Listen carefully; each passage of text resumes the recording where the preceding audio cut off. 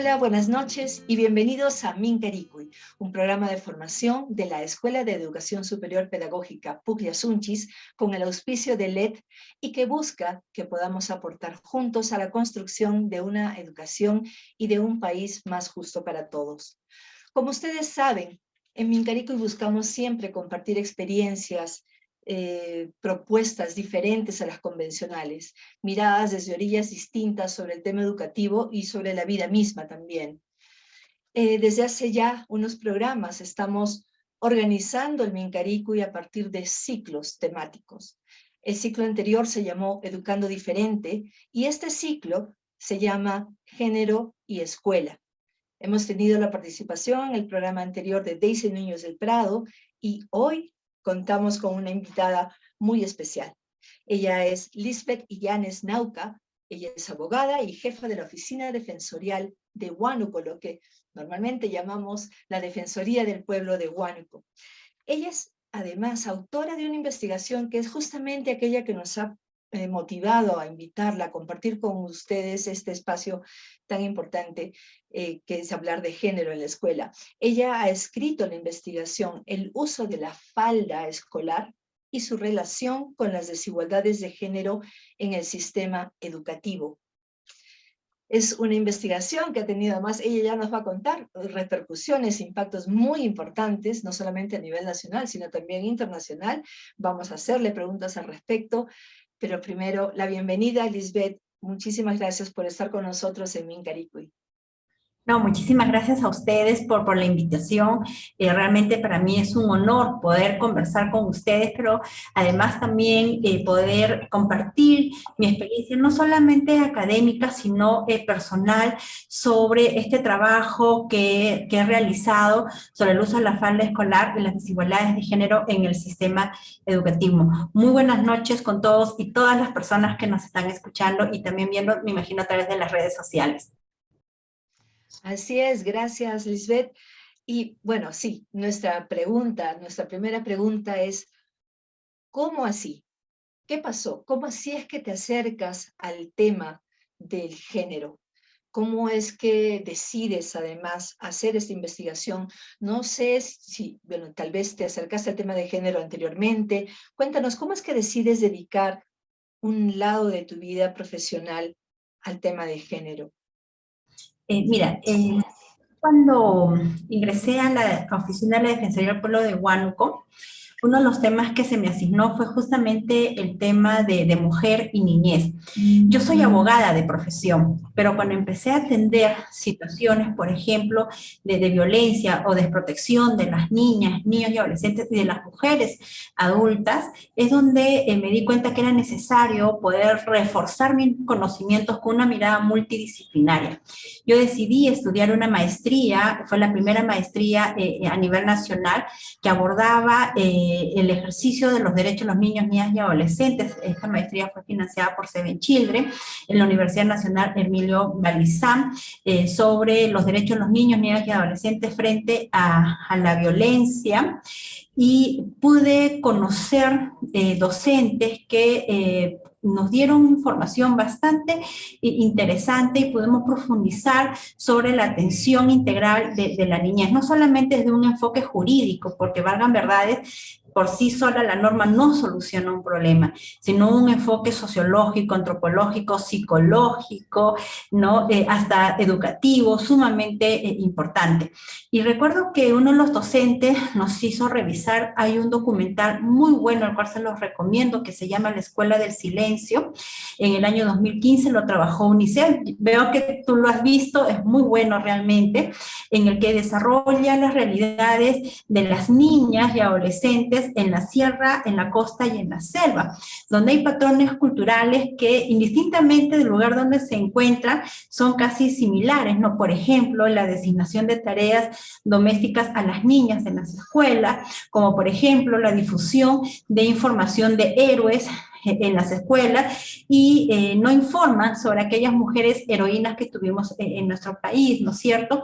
Por ejemplo, la designación del espacio público que es el patio de las escuelas, donde son usadas por los niños, ¿no? Los adolescentes, y las niñas son quienes ocupan alrededor del patio, exacto, ¿no? Entonces, cuando yo vi ese documental realmente me hizo pensar, ¿no? Y es cierto, o sea, y cuando empecé a viajar, porque yo viajo mucho por mi trabajo, en la Defensoría del Pueblo tiene una estrategia que busca acercar a la población, que se llaman los viajes itinerantes defensoriales. O sea, salimos de la oficina y nos vamos al centro poblado, al distrito, a la provincia, al lugar más alejado, para acercarnos a la población y difundir sobre los derechos humanos, pero también atender los casos.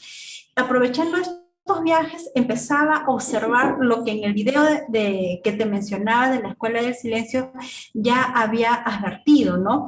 Que era el espacio público usado, el patio por los niños, con el fútbol, por ejemplo, y también pude darme cuenta que los docentes promovían mucho los deportes masculinos, por ejemplo, promovían mucho que sean los niños quienes hablen, por ejemplo, en la formación o en una actividad, y a las mujercitas las dejaban para, si no es una exposición de traje típico o un certamen de belleza, y ¿no? Además, también, yo soy madre, tengo 2 niñas, y mi niña en esa época, bueno, ahorita es adolescente, en esa época ella todavía estaba en jardín, y ella cuando iba con uniforme, con falda escolar, los días que iba con buzo para mí era felicidad, felicidad porque me decía, mamá, he saltado, he corrido, juego fútbol, a la par con mi compañero y le he ganado, te le metí un gol.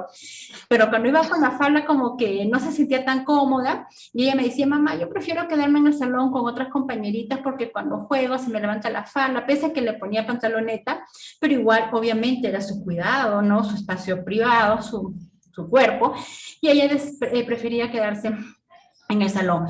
Todas estas acciones que te comento de mi experiencia profesional y lo que mi hija me comentaba me hizo pensar en decir, wow, acá hay un problema que no lo hemos visto porque luego tú piensas también en tu propia experiencia. Yo cuando era niña también iba con falda, cuando era adolescente también iba con falda, cosa que detestaba porque en realidad no me permitía tener tanta libertad como sí tenía los varones. Entonces, y me acuerdo inclusive que mi hija en una fiesta, a veces las mamás, yo era muy joven en esa época, queremos mandar a nuestras hijas con vestidito, que se vean bien, y ¿sabes qué me dijo mi hija? Mamá, no me mandes con vestido, por favor. Pero hijita, ¿por qué? Que mira, tan bonito que... No, mamá, por favor. Mándame con pantalón o con pantaloneta. ¿Y por qué, mi amor? Es que no me puedo divertir. ¿No te das cuenta que cuando estoy con la falda estoy sentadita porque se me ensucia, se me levanta? Y hay compañeras que van con un pantalón y ves cómo se divierten. Mi hija estaba todavía en jardín, imagínate. Entonces, ya, un conjunto de acciones. Yo había creado un Face que se llamaba La Falda en el Cole, ¿ya? Y en este Face yo lo que hacía era difundir información justamente de lo que yo podía advertir en estos viajes o en la propia ciudad, sin irme tan lejos, también lo que veía en la ciudad, obviamente con el respeto de no difundir el rostro de los niños y niñas, pero sí evidenciaba, inclusive grababa videos de cómo era tan claro cuando las niñas, por ejemplo, estaban con pantalón, tú las veías jugar con fútbol con sus compañeros, pero con aquellas niñas que estaban con falda, siempre alrededor, mirando cómo juegan sus amiguitos, ¿no? Y cuando había creado este Face, realmente tenía bastantes seguidores porque no era la única que pensaba eso y que sentía eso. Habían otras personas que inclusive me respondían, me escribían, sí, pero acá también pasa esto, por mi zona, inclusive en otros países, ¿no? Como que empezábamos un poco a coincidir con la información. Lamentablemente, justo cuando estaba también estudiando la maestría, mi hija, la que te comento, se enfermó de leucemia, le dio leucemia, y tuvimos que viajar todos a Lima, obviamente, ella tuvo un proceso de quimio muy fuerte, y felizmente lo superó, como toda mujer valiente y guerrera. Y sí, tuve que parar. El Face obviamente no fue la prioridad en ese momento. Y luego, ya cuando mi hija mejoró, nuevamente empecé a retomar. Y entonces ya teníamos que terminar la maestría, tenía que presentar mi tesis, ¿no? Que obviamente quería el grado de magíster, y decido trabajar una investigación. O sea, lo que había hecho, lo había trabajado en el Face con la información que tenía, decido trabajar mi investigación de tesis sobre el uso de la tabla y las desigualdades de género en el sistema educativo. Es ahí donde ya le doy el lado académico, porque genero una investigación cualitativa y también cuantitativa, porque hago una investigación donde pregunto a las alumnas de una institución educativa sobre cómo ellas se sienten usando la falda escolar. O sea, no solamente mi percepción, sino quería escucharlas realmente al conjunto de niñas y adolescentes de un colegio estatal. Y bueno, creo que más adelante va a haber otras preguntas para profundizar sobre estos datos estadísticos que pude recoger en este. Pero es así que empieza Sí empezó. esta investigación. Así empezó. Es increíble, Lisbeth, porque, bueno, he podido leer la investigación y las motivaciones también, esto que nos estás contando, ¿no? ¿Y cómo es que se nos ha escapado algo tan claro, ¿no? Es algo tan evidente, que que lo hemos vivido las mujeres de muchas generaciones en la escuela. ¿Cómo se nos ha escapado? O sea, y qué fortuna que lo hayas visto, y no solamente que lo hayas visto, sino que lo hayas hecho una tesis, y no solamente eso, sino que se hayan dado las condiciones para que esta tesis, esta investigación, vaya más allá y genere el impacto que sabemos que ha generado, porque tu investigación ha dado pie a discusiones importantes. Empecemos por acá, por el país, por favor. Cuéntanos, ¿cuál ha sido ese principal impacto de tu investigación en el país? Mira, la investigación yo la saco en el 2018, donde terminó la tesis, el 2019. Seven Children se interesó por mi investigación y decide publicarlo en una cartilla que es la que te compartí y difundir la información sobre el uso de la falda escolar y las desigualdades de género. Cuando lo publica en sus redes sociales es que genera bastante impacto, porque era algo que, por ejemplo, las mujeres, porque es un tema que solo nos atañe a las mujeres, somos las que usamos falda, ¿no? Al menos aquí en el Perú es así, ¿no? Que congresistas, ministros, ministras, ¿no? Diversos políticos, o sea, estamos hablando del ejecutivo, legislativo, empiezan a conversar sobre este tema, pero no solamente a nivel de Estado, por llamarlo así, sino también desde la sociedad civil, sobre un tema que lo conocíamos, que nos incomodaba, pero que nadie se atrevía a decirlo, sí, esto nos está afectando. Pero ¿sabes por qué creo yo que ha generado tal impacto? Porque se termina escuchando la voz de quien históricamente en nuestro país y en varias partes del mundo no se escucha, que son a los niños, niñas y adolescentes. Por lo general, somos los adultos, las adultas, quienes imponemos, en este caso, por ejemplo, el uso de la vestimenta, claro, y podrán decirnos, pero ¿y qué tiene que ver la falda? Y yo te comento una experiencia muy personal. Cuando yo presenté mi tesis para la maestría, uno de mis jurados me dijo, ¿me vas a presentar esto? O sea, ¿qué tiene que ver la falda con el derecho? Discúlpeme, ¿usted es abogada? ¿No? Y yo me acuerdo que en esa época, como te comenté que mi hija tenía lo del cáncer, toda mi familia, somos mi esposo, tengo otra hija de 11 años, ahora la que te comento, María Belén, tiene 13, nos cortamos el cabello, estaba pelada, y obviamente el profesor como miraba, ¿y esta qué tiene, no?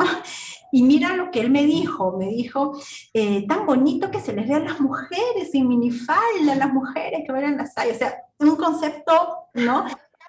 Que la mujer se la ve como objeto, ¿no? O sea, el pensar que para sus ojos, para él era atractivo, ¿no?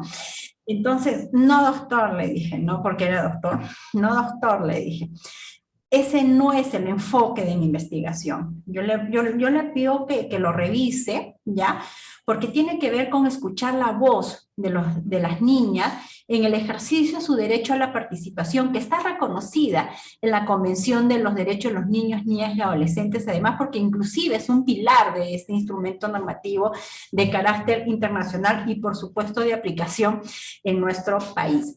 Este enfoque es de derechos, porque son las niñas y las adolescentes quienes deciden si van a usar o no la falda. Y usted revise lo que ellas me han contestado. Y te doy ahí la información estadística, no sé si ahorita o te la doy después, de lo que ellas deciden. Mira, entrevisté a 353 alumnas del sexto grado de primaria a quinto grado de secundaria, ¿ya? Entre las edades de 11 a 18 años de edad, de la institución educativa César Vallejo, que es una institución educativa del Estado. Más del 98% de las niñas y adolescentes entrevistadas dijeron que usar la falda era obligatorio. ¿Dónde estaba esta obligatoriedad? En el reglamento de la institución educativa. Ojo, el reglamento es un instrumento de gestión de los colegios. Y si no ibas con falda, obviamente iba a haber una sanción, ¿de acuerdo? Más del 53% de las estudiantes indicaron que era incómodo usar la falda. Pero ojo con este dato, el 46% indicaron que no lo era. ¿Te das cuenta? O sea, no se trata de que yo impongo, porque me han cuestionado, te diré, varias personas, sobre todo un sector de mujeres adultas y de los varones también, que yo generaba que se prohíbe la falda. Yo no prohíbo que usen la falda.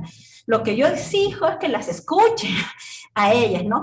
Mi investigación también lo dice, o sea, hay un grupo de adolescentes y niñas que sí les gusta usar la falda, hay otro grupo que no, ¿de acuerdo? ¿Qué es lo que señalaban aquellas niñas y adolescentes que como una situación de incomodidad? Más del 78% de las alumnas indicaron que usar la falda las diferencias de sus compañeros. Mira, para las niñas y adolescentes sí sentían que era una situación de desigualdad y que afectaba sus derechos como a la igualdad y a la no discriminación, al libre desarrollo, a la opinión, al juego, a la recreación y por supuesto a la participación. Y este dato es sumamente importante porque, ¿qué es lo que ellas decían, no? Cuando yo estoy con la falda, ¿ya?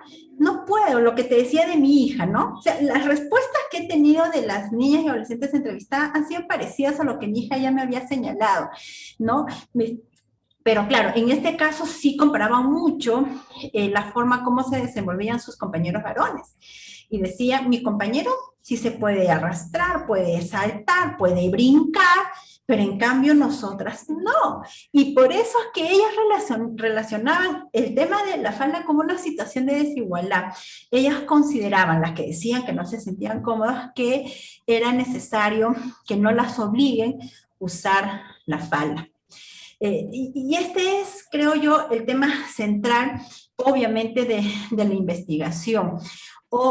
Por supuesto, y lamentablemente lo que voy a decir es algo que tiene que cambiar en nuestro país. Hice una pregunta abierta donde les decía a las niñas y adolescentes, ¿y qué más tuvieras que agregar? ¿Por qué más no te gustaría usar la falda, no? Y las niñas y adolescentes me dijeron, lo que pasa es que nos sentimos acosadas por nuestros compañeros. Cuando estamos con la falda, nos las levantan. Cuando subimos al segundo piso o al tercer piso, nuestros compañeros están en el primer piso queriendo vernos que debajo de la falda.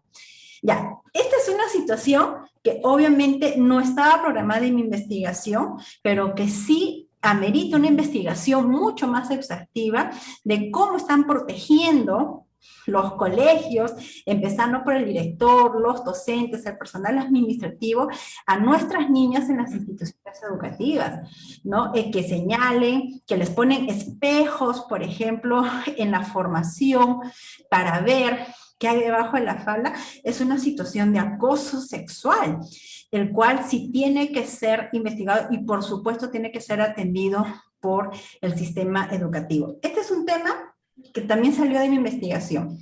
y al cual es importante que desde el sector de educación se realicen actividades, por ejemplo, de prevención de cualquier tipo de violencia, sobre todo hacia las mujeres, tanto niñas como adolescentes en las instituciones educativas.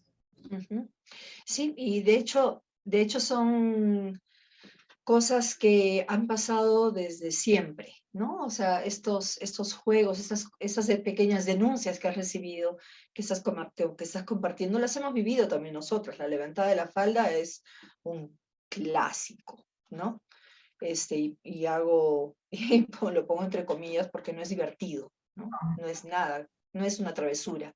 Así es. Eh, Aunque no haya la intención de dañar, no es una travesura y daña, ¿no? Entonces, volviendo un poquito, porque realmente el tema es apasionante y podemos ir yendo y viniendo, así que sin ningún problema, Lisbeth. Volviendo a la pregunta sobre el impacto que tuvo la investigación, Ya sí.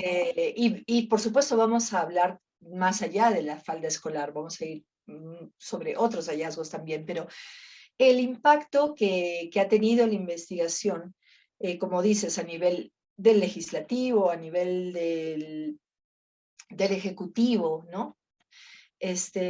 Ha sido no el prohibir, porque no se ha prohibido el uso de la falda escolar, ¿verdad? Pero sí el recordarnos que el uso de la falda escolar es una elección, por lo menos en la escuela pública ha quedado así establecido, ¿verdad? ¿Es correcto?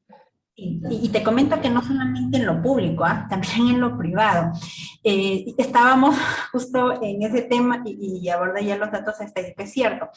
El ministro de Educación inclusive recuerdo que generó, o sea, esta investigación generó tanto impacto que el ministro de Educación tuvo que sacar un Twitter diciendo que el uso de la falda escolar no era obligatoria. Claro, por supuesto, esto se dio porque llegó la investigación al Congreso, me acuerdo que fue el congresista Alberto de Belaunde, quien tomó mi investigación, que generó inclusive mucha confusión, pero al final se determinó porque, bueno, era una investigación hecha por mi persona.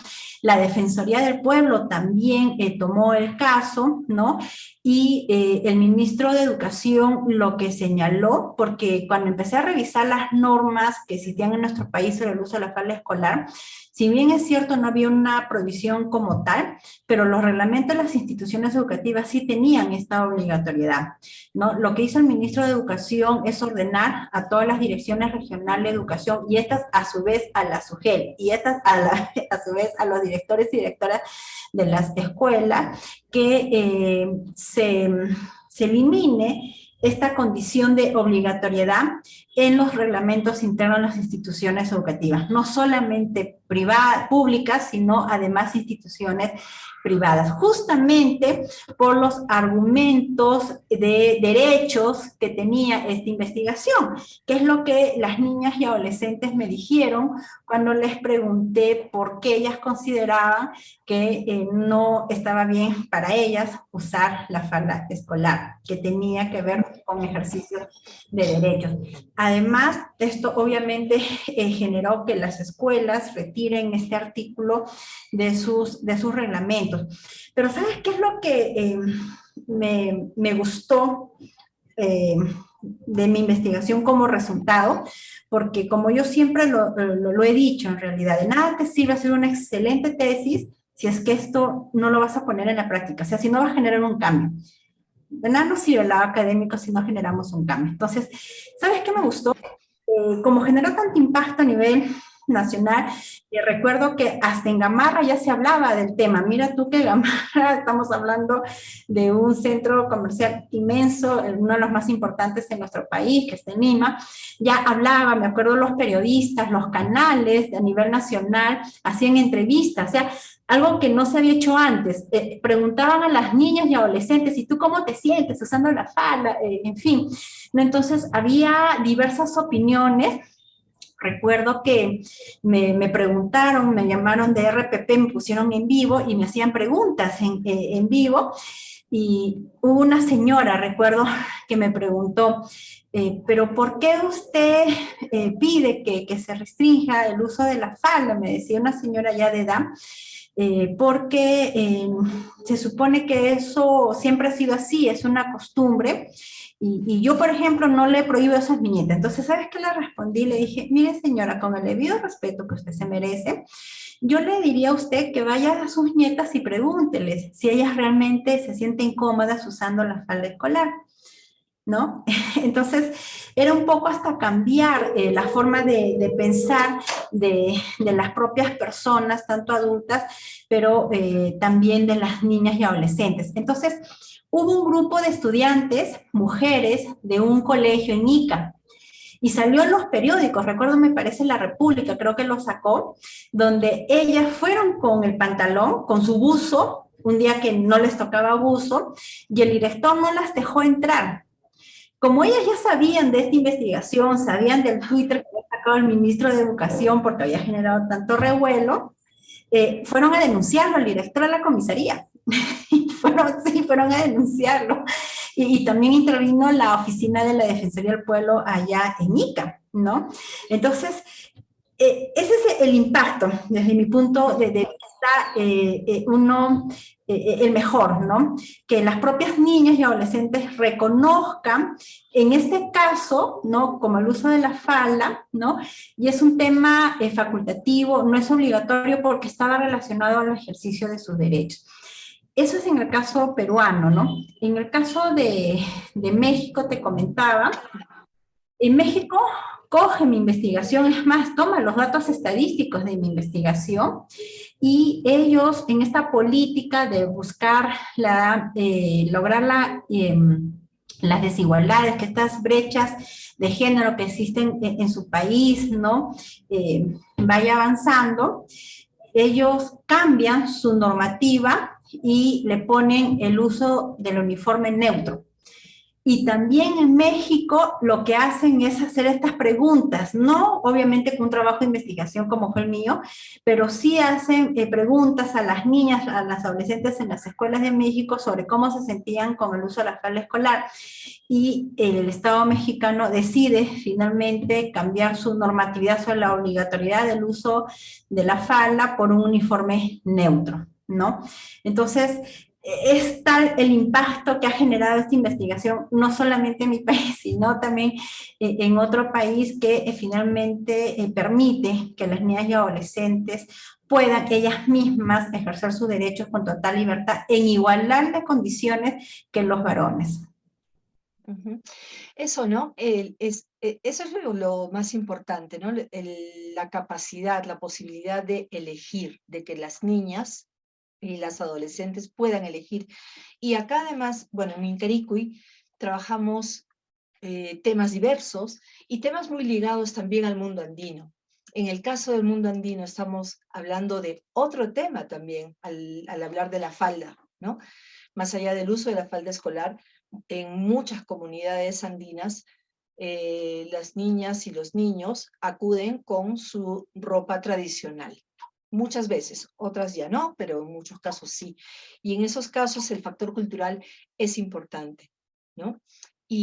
Pero sí tendría que mantenerse también una discusión entonces sobre por lo menos la libertad de elección o de qué manera podemos adaptarnos para, yo quiero llevar mi traje tradicional, pero también me quiero sentir cómoda y libre de salir a jugar sin estar mostrando más de lo que yo quiera mostrar, ¿no? Y con la misma libertad y comodidad que mis compañeros. Entonces son temas ahí realmente por ir mucho más allá de la ciudad también y ver cómo se plantea a ese nivel, ¿no? Lisbeth, por favor, cuéntanos qué otros hallazgos alrededor de tu investigación se han dado, además de la falda misma.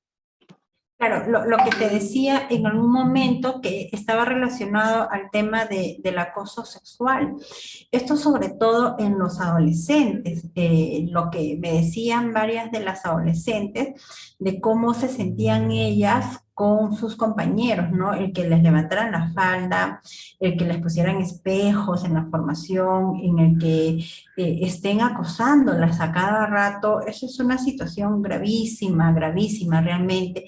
Son otro de los hallazgos que encontré en la investigación, pero estos temas ameritan de por sí una investigación mucho más exhaustiva para ir un poco a la causa, ¿no? Porque miren, lamentablemente en nuestro país las brechas de género realmente son lamentables, ¿no? Y si no demos una mirada a las estadísticas que tenemos con relación a la cantidad de feminicidios lamentablemente que van en nuestro país, que en vez de disminuir van en aumento. Acá en mi región de Huánuco, por ejemplo, ya son 6 mujeres que han sido asesinadas. 6 mujeres y que según las autoridades del sistema de justicia estamos en delitos de feminicidio, ¿no? 8 mujeres tentativas de feminicidio, ¿no? Y estamos ya más de las 4.000 denuncias según el Ministerio de la Mujer y Poblaciones Vulnerables que se han registrado en nuestra región, y más del 80% las víctimas son mujeres, y mujeres de todas las edades, niñas, adolescentes, mujeres adultas, inclusive hasta mujeres adultas mayores, ¿no? Entonces, ¿qué está pasando realmente en nuestro país, no? Darle una mirada de manera profunda a estos temas que probablemente pasan desapercibidos, ¿no? O como me decía este jurado que te comentaba de la universidad, de la maestría, ¿no? Y porque vas a hacer una investigación de falda, ¿no? Claro, pero si le das una mirada con un enfoque de derechos, realmente te das cuenta que hay mucho que trabajar y hay mucho que decir en nuestro país, y cómo este tipo de investigaciones, como muchas investigaciones que hay en nuestro país, muy buenas realmente sobre el tema de género, permite generar cambios, ¿no? Uno de los temas que no nos permite avanzar, creo yo, desde mi punto de vista, pero además también lo he escuchado de varias mujeres expertas en el tema y también algunos varones que se han dedicado a investigar el tema, está relacionado al machismo, ¿no? El machismo que lo tenemos arraigado, las personas piensan que solamente se da en las zonas altas de nuestro país, en las alturas, y no es así. El machismo está en la ciudad, inclusive, donde hay bastante información, ¿no? Pero hay un tema cultural en nuestra cabeza que tenemos que ir cambiando, y para eso se necesita educación. Justamente se ha aprobado una política nacional que aborda este tema ya desde una mirada multisectorial, involucra a varios actores con una mirada al 2030, ya plantea los indicadores, ¿no? y resultados al 2030, inclusive señala sobre aquellas instituciones que están obligadas a hacer el monitoreo de esta política, ¿no? Entonces esperamos realmente que este trabajo que se está haciendo a nivel nacional con estas políticas que te menciono, ayuden a reducir y eliminar en realidad cualquier tipo de violencia que pudiera existir en nuestro país. Pero este trabajo no solamente tiene que estar involucrado el Estado, además también es importantísimo involucrar a la sociedad civil. Todos y todas tenemos que comprometernos realmente a cambiar nuestro chip y darle una mirada más profunda a lo que está sucediendo en nuestro país con un enfoque de derechos, ¿no? No se trata de una competencia, porque suele pasar, Milagro, lo he escuchado cuando doy las charlas, no, que el hombre es mejor, que la mujer es mejor, no es eso, o sea, para nada es una competencia. En realidad lo que buscamos es una igualdad real de derechos para las mujeres como para los varones, cosa que en nuestra actualidad no existe. Hay más analfabetismo en las mujeres, hay mucho más violencia en las mujeres, ¿ya? Los embarazos adolescentes se van disparando, están aumentando y termina afectando a las mujeres adolescentes, por ejemplo. hay poca participación de las mujeres en espacios como, por ejemplo, asumir la presidencia de una comunidad campesina, como, por ejemplo, asumir la alcaldía de un distrito, como, por ejemplo, asumir la gobernación de su región, ¿no es cierto? Entonces, hay todo un camino pendiente aún por recorrer y es importante que se empiece a trabajar, porque a veces pensamos que es normal. No sé si te ha pasado cuando revisas los diarios y escuchas situaciones de violencia sexual, escuchas situaciones de violencia de una mujer, de un hombre hacia una mujer adulta, su pareja, ¿no? Entonces, y eso lo vemos todos los días en los diarios, como que a veces sentimos que hemos normalizado la violencia en nuestro país, ¿no? Y cuando no debería de ser así, ¿no? En realidad, ante una noticia como la de violación sexual a una niña, todos, no solamente el Estado debe activarse, sino todas las personas tenemos que activarnos y realmente rechazar cualquier tipo de violencia hacia nuestra niñez y hacia las mujeres en nuestro país. Sí, muchas gracias, Lisbeth. Solo quería, a ver, acotar algo a lo que decías, ¿no? Cuando comentabas que no solamente se da el machismo en las zonas altoandinas, sino también en la ciudad. Y he aprendido algo importante en la última entrevista de nuestro Mincarico y con Daisy Núñez del Prado, cuando lo pone justamente al revés, ¿no?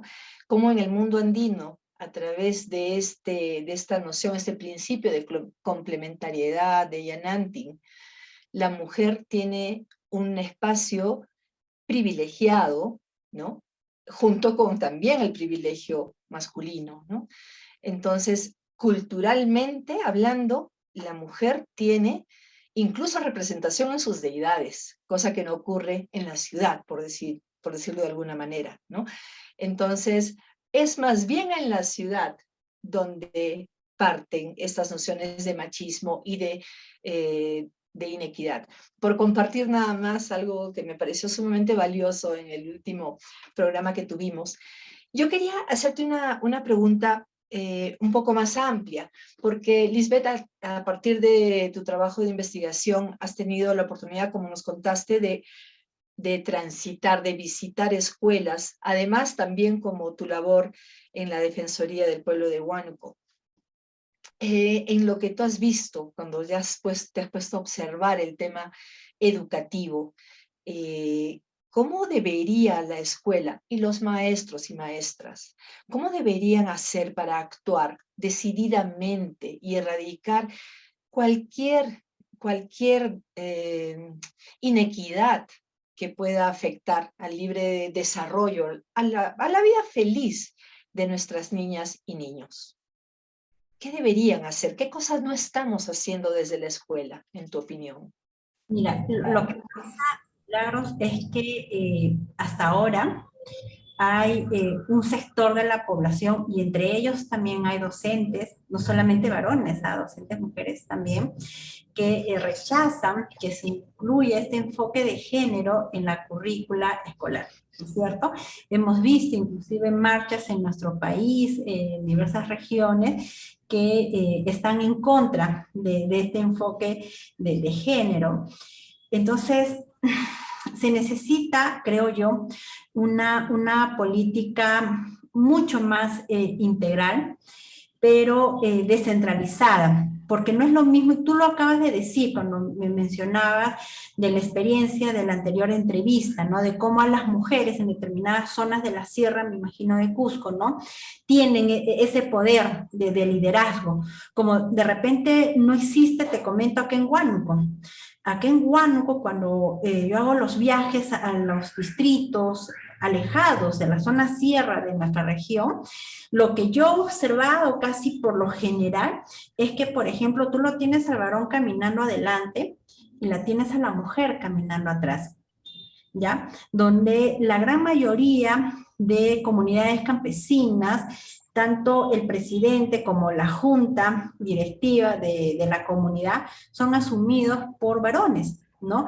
Por ejemplo, mi realidad Probablemente no es la misma realidad que existe en Cusco o en otras zonas. Creo yo que estas políticas que se trabajan a nivel nacional no aterrizan a solucionar problemas concretos porque no se descentralizan en las regiones, en las provincias, en los distritos, ¿no? Entonces, abordar una política integral en el sistema educativo, donde se empiece primero fortalecer las capacidades de los docentes, porque hay docentes, estimada Milagros, y me ha pasado cuando he ido a dar las charlas a los colegios, donde han rechazado inclusive algún mensaje que se ha venido dando sobre este tema de igualdad de género, ¿no? Son muy tajantes inclusive, y el pequeño detalle, que no es tan pequeño porque es significativo, es que en las escuelas lo que hace el docente es trasladar lo que tiene en la cabeza, que puede ser bueno o malo, a los alumnos y alumnas. Entonces, si no cambiamos primero la mente del docente, ¿no? Entonces va a ser bien complicado que podamos de pronto llegar al alumno o a la alumna. Entonces, primero tiene que tener una mirada de fortalecer las capacidades de los y las docentes, ¿no? Porque todos venimos de una historia, todos venimos de una experiencia buena o mala. En mi caso, cuando yo era niña, a mí yo he sufrido mucho de violencia y obviamente el tema se ha ido superando, ¿no? Pero yo puedo decidir y tomar el control de mi vida, ¿no es cierto? Decir hasta acá, ¿no? Porque estoy en la capacidad de hacerlo, pero te puedo asegurar, Milagros, que hay muchas mujeres en nuestro país que no toman el control de su vida y permiten que otras personas lo tomen, ¿no? Y estos mensajes que dan los docentes, no solamente a los niños y niñas, a las propias mujeres, a los propios varones, ¿no? Me contaba, hay una persona que me ayuda en casa a hacer la limpieza, y ella me decía que le había autorizado al profesor de la escuela de su hija que le pegue. Imagínate, le había autorizado que le pegue porque estaba mal en sus calificaciones y su mamá creía que era porque era desobediente, que en realidad no lo es, porque ya empecé a conversar con ella a mayor profundidad y le hice notar que lo que había hecho estaba mal. Para empezar, los niños y niñas no son objetos, tampoco como las mujeres, somos sujetos de derecho. Los niños y niñas son sujetos de derecho porque así además lo dice la convención. Y no podemos disponer sobre un derecho como en este caso la integridad, ¿no? Pero, ¿y por qué se dio esto? El docente le dijo a la mamá, ¿sabes qué? Autorízame, si tú me autorizas que le pegue, yo le pego. ¿No? Entonces, estos conceptos que aún nos cuesta todavía erradicarlos, es importante trabajarlos, pero desde un enfoque de derechos con resultados, o sea, no solamente capacito por capacitar y tengo mis 100 docentes capacitados y ahí terminó la historia, no. Tiene que haber un enfoque de resultados. Tengo que ir midiendo cómo está funcionando. ¿Realmente estoy llegando a los docentes? ¿Realmente se está llegando a cambiar de pronto algunas formas de pensar porque terminan afectando a la ciudadanía? En fin, eso creo yo que es uno de los temas sumamente importantes que se debe de trabajar. Educar al educando, porque es importante para lo que pueda salir más adelante, ¿no? Y qué difícil, ¿no? O sea, vas hablando, compartiendo estas ideas y, claro, ¿cómo, no? ¿Cómo? Sin duda tienen que hacerlo. O sea, nuestros maestros, nuestras maestras tienen que tener una posición justa, ¿no? Equitativa frente a estos temas y todos en general. Y bueno, sí, no se nos puede seguir escapando la tortuga. O sea, tenemos que ya actuar realmente como sistema educativo, ¿no? Como país. Eh, Tú comentabas sobre el enfoque de género, ¿no? Y lo que, claro, hay una ala muy conservadora que que no ha permitido que esto siga adelante. ¿Tú piensas que hemos podido hacerlo mejor, que se ha podido consensuar mejor con todos? ¿Hubieras hecho algo diferente a cómo se han hecho las cosas en cuanto al enfoque de género, que creo que va bastante más allá de simplemente hablar de orientación sexual, que si me gusta el género opuesto o el mismo género o ambos, etcétera, etcétera? El enfoque de género es más que eso, ¿verdad? Lo que pasa, Milagros, y yo sí creo que hay varios aspectos que hay que tener en cuenta, ¿ya? Mira, la ley para prevenir y atender la violencia contra las mujeres y los integrantes del grupo familiar, que es la ley 27, pero ahorita no la tengo en la mente. Esta ley se aprobó en el año 2015, ¿de acuerdo? Que tampoco es que haya pasado mucho tiempo, ¿ya? Ha habido bastantes avances a nivel normativo, inclusive recuerdas que había una ley de igualdad de oportunidades de hombres y mujeres, se ha trabajado diversas políticas desde el Ministerio de la Mujer, una última que realmente ha pasado sin pena y sin gloria, lamentablemente, que es la Política Nacional de Prevención de Violencia de Género, que ya terminó en 2021, es decir, el año pasado, y no se conoce cuál ha sido el impacto, por ejemplo, de esta política, ¿no? Yo sí creo que nos ha faltado, y nos falta en realidad, liderazgo político.